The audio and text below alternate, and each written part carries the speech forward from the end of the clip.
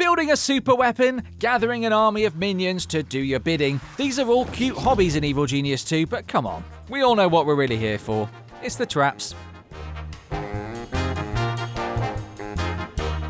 Hello and welcome to the channel, Megalomaniacs. Now that Evil Genius 2 has stormed its way onto Steam and held all our free time to ransom for 1 million hours, we're starting to think beyond the basics of lair building. You know, where do the lockers go? How resplendent can we make the inner sanctum? How much can we get for all this old casino equipment on eBay? That sort of thing. Anyway, some of us might now be delving into the world of traps. And let's not deny the frightening sadist living deep within us all. The opportunity to construct contraptions that demean and discombobulate any wandering investigator is at least 51.5% of the fun here. Once you've got a basic operation up and running and you've unlocked a few research nodes from the traps tree, thanks to your scientists here in the lab, you can start to plot out macabre obstacle courses that will at best dissuade and at worst destroy any curious FOJ. And as you upgrade your lab and work your way through the research tiers, you'll get access to some properly nasty kit. Like an unruly toddler's box of Lego, there are a lot of dangerous component parts to cover here. So we'll split this video into two parts and show you every single trap in the game, what it does when activated, and how they might be used to best effect. And we've done so by subjecting this group of totally willing participants to each and every one of them in order. Don't be nervous, guys, it's for science. We're at least 20% sure that one or more of you stands a chance of surviving some of them. Probably. In part 1, we'll cover the first half of the trap catalogue, the ones in the lower research tiers that you can unlock reasonably early on in the game and start experimenting with. Keep an eye on the channel for part 2, where we'll get to the seriously sadistic stuff that both costs an arm and a leg and relieves agents of theirs. Quick hello to anyone new to the channel. Remember, you can subscribe below and hit the bell to catch all our new vids. Promise that's not a trap. Now strap in for part 1 of our totally scientific trap demonstration. Ready, willing investigators? Good, then let's begin. Let's start with the boxing glove. It's one of the first tier contraptions on the traps research screen, so you can kit out your lair with it in the early game. It's basically a jack-in-the-box with Mike Tyson's right hook. When an agent walks in front of it, they'll cop one right in the chops, and their vitality will take a hit accordingly. They're quite easy for investigators to take offline though, and they don't do a ton of damage on their own compared to some later devices, so they're one to think about in combination with others. Let's move on. Number 2 is the first of Evil Genius 2's non-combat traps, that is to say, traps whose function is to slow the agent rather than hurt them.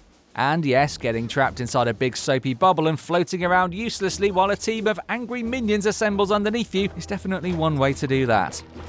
Another non-combat option next. The Fake Safe is specialist kit designed to distract rogues who might otherwise drain your coffers dry by presenting them with a tantalizing safe wall to crack. A safe, by the way, with absolutely nothing in it and that takes an absolute age to open.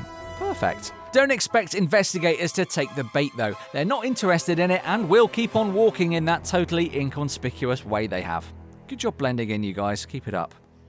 Number 4 is a real utility hero, one with the essential nuts and bolts of many a complex invention, the fan trap. When an agent walks over it, the fan will pop out behind them and push them along with quite some force. Pretty useless on their own, unless watching people splat against your corridor walls is the upper limit of the evil you want on your conscience. But when you use fan traps with other devices to force agents down a particular route, things get pretty interesting.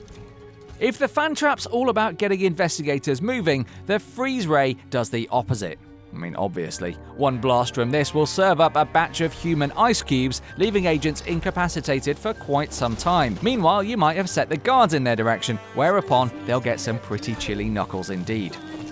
Okay, we're back to stuff that hurts them now. And yes, a swarm of killer bees living in your walls will definitely achieve that. When an agent walks past the honeyed zone, they'll trigger a swarm attack that drains their vitality and resolve, and particularly useful, also causes them to flee. That's right, back to the sham casino front with you. Go and see if you have better luck on the broken one-armed bandits.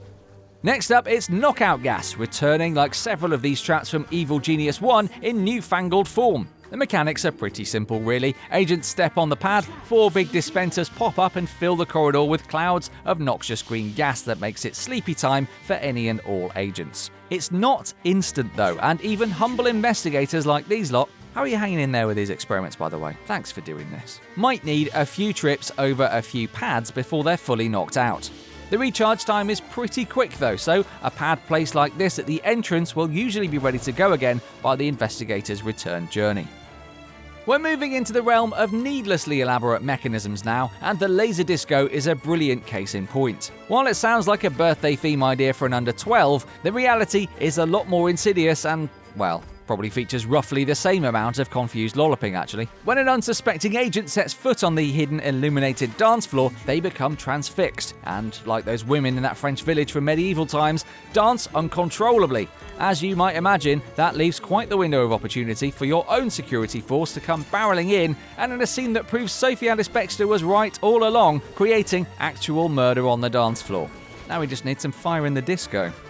We're sticking with lasers for the next one, albeit a bit more Route 1 in purpose. Straight from a Mission Impossible flick, the laser wall activates when investigators step on its floor, and then, well, it fries them with an absolute shed load of lasers. Not sure what else you might have been expecting, really. Also, shout out to the amazing Liam Gallagher Easter egg in the description. Think of magnets as the opposite of fan traps. If they're about pushing agents away, magnets are about pulling them towards them. Again, not much use on their own, but if you combine them with fans and other movement aids like pinball bumpers, things can get pretty interesting. Aside from directing them into deadlier traps, magnets and fans are great for keeping agents moving so that they can't hack things. And so ends part 1 of our exhaustive guide to every trap in Evil Genius 2 and what it looks like in action. I can hear all your minds whirring away with the horrible possibilities of them all, and frankly I'm a bit scared. Not too scared to ask you to subscribe to the channel and give the notification bell a ding though, and leave us a like if you enjoyed what you watched. We'll be back with part 2 very soon, where you'll see the deadliest and most expensive devices the game has to offer, so don't miss that. And if I don't see you before, don't linger on any floors that have shark fins stenciled on them, eh?